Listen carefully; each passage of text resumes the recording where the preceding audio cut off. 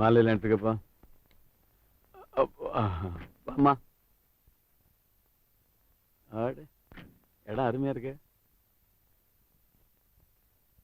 அத்தை, சுப்பிரமணியன் யாராவது இருக்காங்களா? சுப்பிரமணியன் இங்க யாரும் இல்லீங்களே. என்னங்க நீங்களும் இப்படி கேட்டா எப்படிங்க?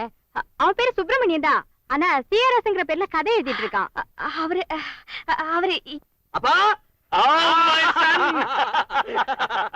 you got an award.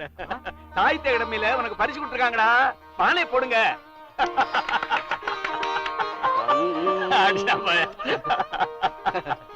என் மகன், என் வைஃப், இவன் மெல்ல திறந்தது கதவுன்னு ஒரு நாவல் எழுதியிருக்கான். அதுக்கு சாகித்ய அகாடமியில பரிசு கொடுத்திருக்காங்க. ஊருக்கு டெலிகிராம் வந்துச்சு. இம்மிடியேட்டா ஓடி வந்துட்டேன். இவங்க தான் வீட்டுக்காரங்க. அப்படியா? வணக்கம். Let's make a move. Come along.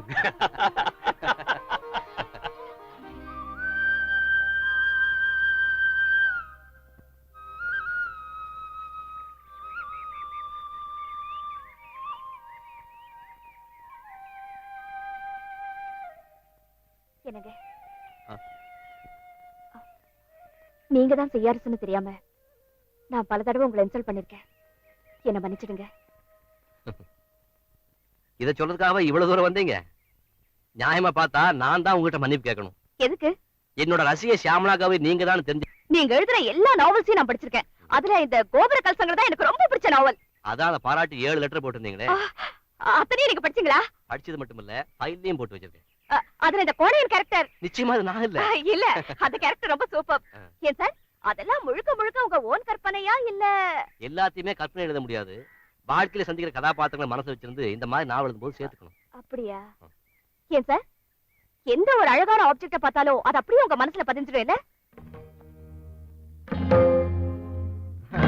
சில சமயங்கள்ல.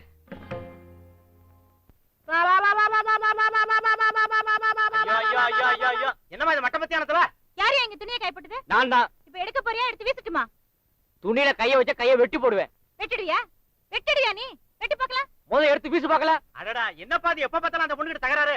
சும்மா இருக்கனே, இழுச்சு வேணா ஏறி மீச்சு வாங்க போல இருக்கு. அந்த பையன் தான் துணி காய போட்டானே, ஏமா தகராறு பண்ற? என்னது என்னது? அவர் துணியை காய போடணும்னா வீட்டுக்குள்ள காய போட்டுக்கிட்டோம். ஏன் நீ பேச மாட்ட? மெனக்கடி டவுனுக்கு போய் கைத்த வாங்கி கட்டிருக்கல. நீ இதையும் பேசுவ, இதுக்கு மேலையும் பேசுவ. இத பார், ஆக்கப்பட்ட பொருட்கள் எல்லாம் அரசாங்கத்துக்கு சொந்தங்கிற மாதிரி இந்த காம்பவுண்ட்ல என்ன இருக்குதோ அதெல்லாம் எங்களுக்கு சொந்தம். இந்த கதையெல்லாம் இங்க விடாதமா. இப்ப சட்டமே மாறிட்டு வருது. உள்ளூருக்கு நிலம் சொந்தம், குடியிருக்கும் வீடு சொந்தம். ஏய், எப்படி? உழுகிறவனுக்கு நிலம் சொந்தம், குடியிருக்கிறவனுக்கு வீடு சொந்தம். அப்ப வீட்டுல குடியிருக்கிற பொம்பளைங்க எல்லாம் வீட்டுக்காரனுக்கு சொந்தமா? அண்ணே, அது வந்து என்ன வந்து என்ன நினைப்புல 10 குடித்தர இருக்கிற காம்பவுண்டுக்குள்ள இந்த வார்த்தை நீ சொன்ன? ஆமாங்க, வாடா. உங்க 2 பேரு பிரச்சனையை தீர்க்க இப்ப நேரமும் இல்ல, என்னால் நிக்கவும் முடியாது. உங்க பிரச்சனைய நீங்களே தீர்த்துக்கிட்டு போங்க.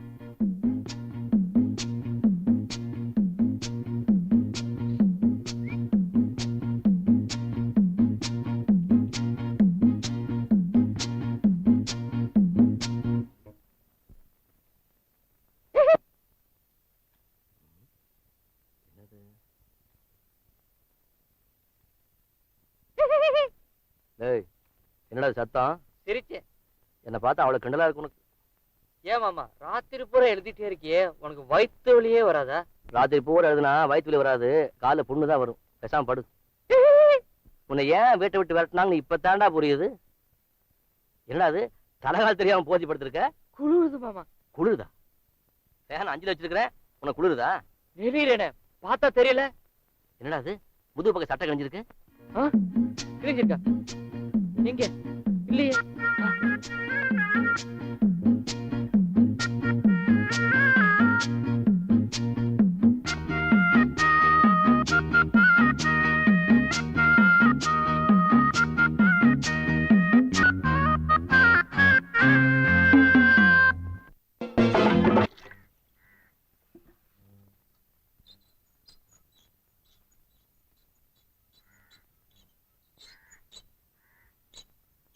என்னங்க, அர்ஜென்ட்டா கொஞ்சம் தண்ணி எடுக்கணும்.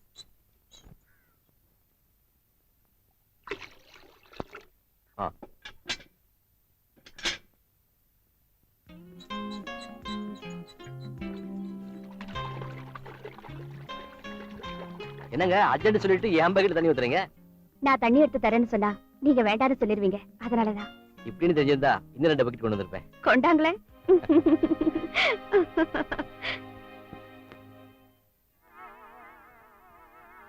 யோ நில்லியா, கறி வாங்கிட்டு வந்துட்டியா? இந்தா. என்ன விக்கல்? அட பாவி மனுஷா, 20 ரூபாய் கொடுத்து ஆட்டுக்கறி வாங்கிட்டு வர சொன்னா அடுப்பு கறியா வாங்கிட்டு வந்திருக்கிற? அடுப்பு கறியா? நான் அப்பவே நினைச்சேன், என்னடா 1 ரூபாய்க்கு இவ்வளவு தர்றானேன்னு. எங்க அத குடு. இந்தாயா. ஏம்மா, ம்? இத வச்சு ஒண்ணு செய்ய முடியாது? ஒண்ணு செய்யலாம். உடனே செஞ்சிரு. உட்கார சொல்றேன். அடுப்பு கறியா வாங்கிட்டு வர? அடுப்பு கறி? பாவி மனுஷா, உள்ள வா. உனக்கு சூடு வைக்கல, என் பேர் அமுதா இல்ல. அடியே, நீ சூடு வச்சாலும் சரி, என்ன அடுப்பு மேல ஏத்தி உட்கார வச்சாலும் சரி, கவுண்டன் தான். Excuse me. அன்னைக்கு கோயில்ல நீங்க என் குழந்தைக்கு ஏன் டியூஷன் சொல்லி தரக்கூடாதுன்னு கேட்க வந்தேன். நீங்க பதிலே சொல்லாம போயிட்டீங்க. இப்படி ஒவ்வொரு தடையும் நான் உங்களுக்கு ஹெல்ப் பண்ண நினைக்கும் போதெல்லாம் நீங்க நெக்லெக்ட் பண்ணிட்டே போறீங்க. அதனால்தான் உங்களை பார்க்கணும், உங்க கூட பேசணுங்கிற ஆர்வம் இன்னும் அதிகமாகுது. இந்த சம்பவம் எல்லாம் ஏன் நடக்குதுன்னா, இன்னைக்கு நான் உயிரோடு இருக்கிறதுக்கு காரணமே நீங்க தான்.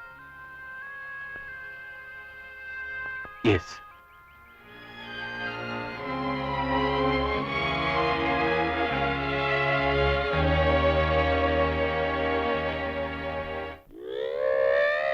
டேய் டேய் நில்றா. எதுக்கு? எதுக்கா? ரொம்ப நேரமா ஒரு வேலை சொல்லணும்னு தேடிட்டு இருக்கேன். என்னடா இது? இன்னைக்கு எல்லா கடையும் ஸ்ட்ரைக்கு. அந்த கதை எழுதுறாருல, அவர் காலையிலயும் சாப்பிடல, இப்பவும் சாப்பிடல. அவருக்கு சாப்பாடு வாங்க செந்தில் உணவகத்துக்கு போயிருந்தேன். அந்த கடையை மூடி இருந்தான். சும்மா வந்தா பட்னியா கிடப்பாருன்னு 2 ரூபாய்க்கு வரிக்கு வாங்கிட்டு வந்தேன்.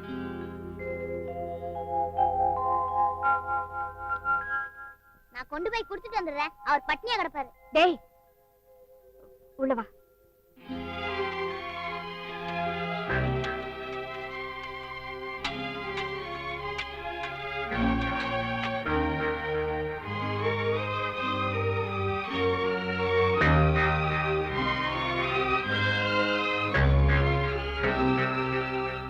உள்ள காலை வச்சேன் வெட்டி விடுவேன் வெட்டி. என்னையுமா சார்?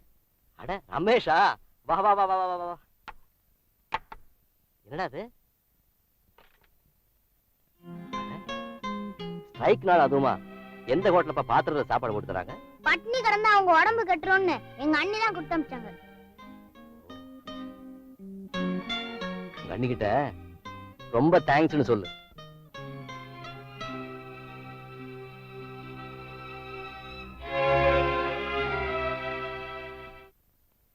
ஏண்டி மனகதம், வெத்தலை பாக்கு கொண்டு வர சொல்லி எத்தனை நேரமாச்சு?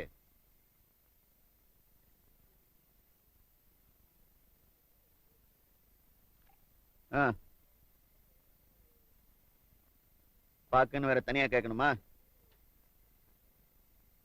என்ன இது, பாக்குன்னு கேட்டா சுண்ணாம்பு கொடுக்குறா. நானும் மத்தியானத்துல இருந்து பாத்துக்கிட்டு இருக்கேன். ஏன் இப்படி உம்முன்னு இருக்க? என்ன விஷயம்? நான் ஒருத்தன் இங்க உட்கார்ந்து இருக்கேன்னு தெரியாதே. என்னடி விஷயம் சொல்ல? நான் நினைக்கிறது தப்பா கூட இருக்கலாம். மத்தவங்க மேல அதிகமா பிரிய வைக்கிறதுனாலயோ என்னமோ, நம்மள கேட்காம அவங்க செய்யற சின்ன காரியம் கூட மனசுக்கு ரொம்ப பயமா இருக்குங்க. பயமா? மெதுவா பேசுங்க, உள்ள குழந்தைங்க தூங்குறாங்க. என்னடி விஷயம்? மத்தியானமே உங்ககிட்ட சொல்லணும்னு நினைச்சேன். அத எப்படி சொல்றதுன்னு தான். உன் மனசுல இருக்கிறத நான் எப்படி தெரிஞ்சுக்க முடியும்? நீதானே சொல்லணும். நம்ம கௌரி கௌரி, அந்த கதை எழுதுற பையனுக்கு மத்தியானம் சாப்பாடு கொண்டு போய் கொடுத்தாங்க. இன்னைக்கு ஸ்ட்ரைக், கடையெல்லாம் மூடி இருக்குது. இவ கொண்டு போய் சாப்பாடு கொடுத்திருக்கா. இதுல என்ன தப்பு? உங்களுக்கு இது சாதாரணமா இருக்கலாம், ஆனா இந்த காம்பவுண்ட்ல யாருக்குமே இல்லாத அக்கறை இவளுக்கு மட்டும் ஏங்க? பைத்தியம் பைத்தியம். அதுக்கு பேரு அக்கறை இல்லடி, மனிதாபிமானம்.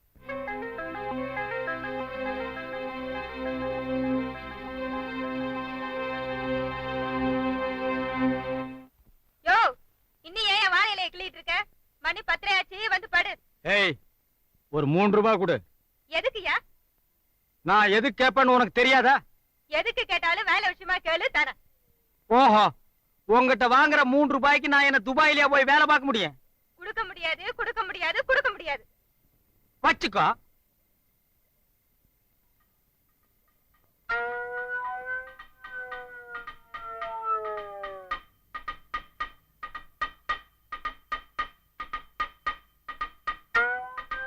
ஆண்டவன் என்று நமக்கு அளித்த படி இதுதான் போல. ஏன் காம்பவுண்டுக்கு பொதுவான பக்கிட்டியா, அதையும் தீட்டு போறாத. நான் என்ன அவ்வளவு இரக்கம் இல்லாதவனா? சார் சார் சார், நீங்க புதுசா ஒரு தொடர்கதை எழுத போறதா பத்திரிகையில வந்திருக்க. எஸ். எதை பத்தி சார்? என்ன பத்தி தான். உங்களை பத்தியா?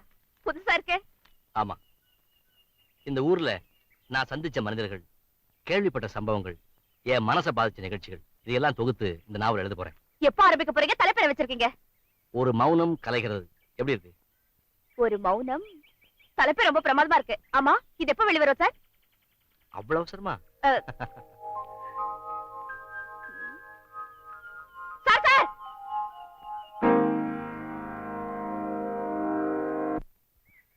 பால் பால், அம்மா பால், பால் வாங்கலையா? பால் பால் பால். ஏன்டா பொழுது விடிஞ்சோன்னு இப்படி பொய் சொல்ற? நீயா கத்துற? இந்த காம்பவுண்ட்ல யாராவது நம்புறாங்களா? பால் ஊத்துறா. தேகத்தாரத்துல எல்லாம் ஒண்ணும் குறைச்சது இல்ல. போன மாசம் பாக்கி 60 ரூபா 40 பைசா கொடுக்கணும். நாளைக்கு கொடுத்தா தான் பால் ஊத்துவேன். பாதி பணம் தான் உனக்கு கொடுப்பேன். ஏன் பாதி பணம் கொடுக்கறது? மீதி பணத்தை நான் முனிசிபாலிட்டியில கட்டிடுறேன். நான் பால் ஊத்துறது நீ முனிசிபல் ஆபீஸுக்கு கட்டுறதா? பைப்பில் அவங்க தானடா தண்ணி விடுறாங்க. வெள்ளையா இருந்தா பாலா? இந்த வர்றாரு இவரு, கொஞ்சம் வெள்ளை ஊத்து.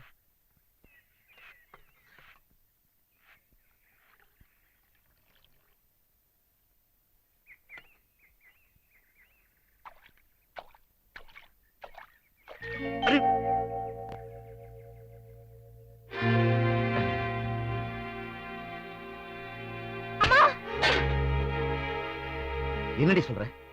நம்ம மகளை கௌரி அடிச்சுட்டாளேங்கிறதுக்காக சத்தியமா நான் இந்த வார்த்தையை சொல்லலீங்க. ஆனா எங்க நம்ம மருமக நம்மள விட்டு போயிடுவாளோன்னு எனக்கு ரொம்ப பயமா இருக்கு. இதையும் மனிதாபிமானம்னு சொல்லி ஒதுக்கிடாதீங்க. உன் புராணமே எனக்கு சரியா இருக்குதுடி. ஏதோ இந்த 1 வருஷ காலத்துக்கு அப்புறம் இப்பதான் கௌரி கலகலன்னு சிரிச்சு பேசிட்டு இருக்கா. அதுவும் அந்த பையனும் ஒரு டீசென்டான கதாசிரியன். காம்பவுண்டுக்குள்ள குடியிருக்கிறவங்க கிட்ட பேசுறதெல்லாம் தப்பா எடுத்துக்காதே. இப்பெல்லாம் அந்த பையன் கூட அடிக்கடி சிரிச்சு சிரிச்சு பேசுறா. ஏன் மரகதம், ஒரு பொண்ணு ஒரு பையன் கூட பேசினா அவன் கூடவே ஓடி போயிடுவான்னு அர்த்தமா? பேசினா ஓடி போயிடுவாங்கன்னு நான் சொல்லலீங்க. ஆனா ஓடி போனவங்க எல்லாம் இப்படி பேசித்தான் ஓடி போயிருக்காங்க.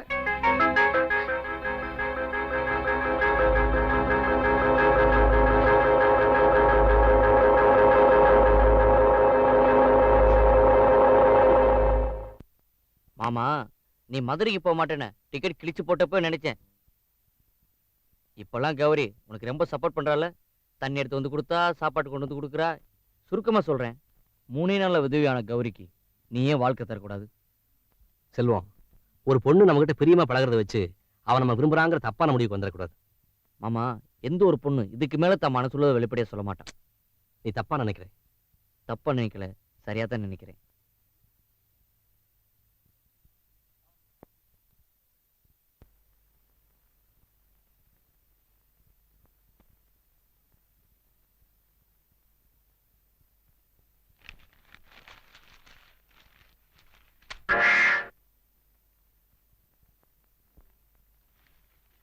சும்மா 24 மணி நேரம் எழுதி தள்ளிட்டே இருக்காரு.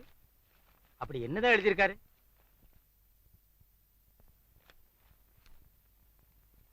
அன்புள்ள அமுதாவுக்கு. வாயங்க. அட வாப்பா. அந்த அளவுக்கு வந்துட்டியா? எந்த அளவுக்கு? இல்ல நீ அந்த அளவுக்கு வந்துட்டியா? எந்த அளவுக்கு சொன்னா தாங்க புரியும். என் பொண்டாட்டிக்கு லவ் லெட்டர் எழுதுற அளவுக்கு வந்துட்டியா? ஒருத்தி மூக்கு மூலியமா காம்பவுண்ட் இருந்தா அவளுக்கு லவ் லெட்டர் எழுதுறதா? லவ் லெட்டரா? பின்ன அது கதைங்க. எத கதையா? நீ உட்கார்ந்து எழுதுற கதை இல்ல. இப்ப நீ என்கிட்ட விடுறதா கதை. நீ பிளான் போட்டு பண்ணிருக்கிற. யோ யோ, ஏன் அவர் கூட சண்டை போடுற? என் பொண்டாட்டிக்கு இவர் லவ் லெட்டர் எழுதியிருக்காரு. உன் பொண்டாட்டிக்கு லவ் லெட்டரா? பார். இது உன் பொண்டாட்டிக்கு எழுதின லவ் லெட்டரா? பின்ன இது அவருடைய கதையில வர கதாநாயகிக்கு எழுதின லெட்டரியா? ஏயா அமுதாங்கிற பேர்ல அவர் கதையே எழுதக்கூடாதா? வேற பேர்ல இவரு கதையே எழுதக்கூடாதா? அமுதான்னு ஒவ்வொரு எழுத்த அழுத்தி எழுதியிருக்காருன்னா அதுக்கு அர்த்தம் என்ன? யோ, உன் பொண்டாட்டிக்கு லவ் லெட்டர் எழுதுற அளவுக்கு அவர் ஒண்ணும் குறைஞ்சு போல. அவர் மட்டும் கல்யாணம் பண்ணிக்கிறேன்னு இப்ப ஒரு வார்த்தை சொல்லட்டும், நான் நீ போட்டி போட்டுக்கிட்டு பொண்ணுங்க வந்து நிப்பாங்க தெரியுமா? ஓஹோ, அவருக்கு என்ன நீ சப்போர்ட்டா? ஆமா, சப்போர்ட்டா. என்னங்க? இருமா, எனக்கு சப்போர்ட்டுக்கு 200 போட்டு வந்து பேசிக்கிறேன். அடப்போ. என்னங்க, அவர் பேசுனதை ஒண்ணும் தப்பா எடுத்துக்காதீங்க. நான் பேசுனது கரெக்ட் தானே?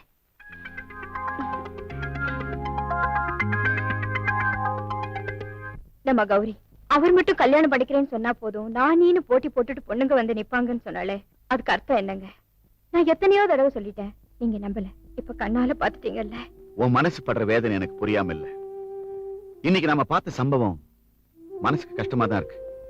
எமரகதம், உனக்கு கல்யாணமாகி 30 வருஷமா உன் புருஷன் கல்லாட்டம் உயிரோட இருக்கான். அதனால புருஷங்கிற ஸ்தானத்தை பத்தி உனக்கு புரியல. ஆனா நம்ம கௌரி கல்யாணமாகி 3வது நாளே விதவையானவும். அவன் நிலைமையில இருந்து பார்த்தா அவளும் பொண்ணுதானே, அவளுக்கு உணர்ச்சிகள் இருக்கும். ஏன் மரகதம், நம்ம பையனை கல்யாணம் பண்ணாங்கிற ஒரே காரணத்துக்காக அவ வாழ்க்கை இப்படியே போயிடணுமா?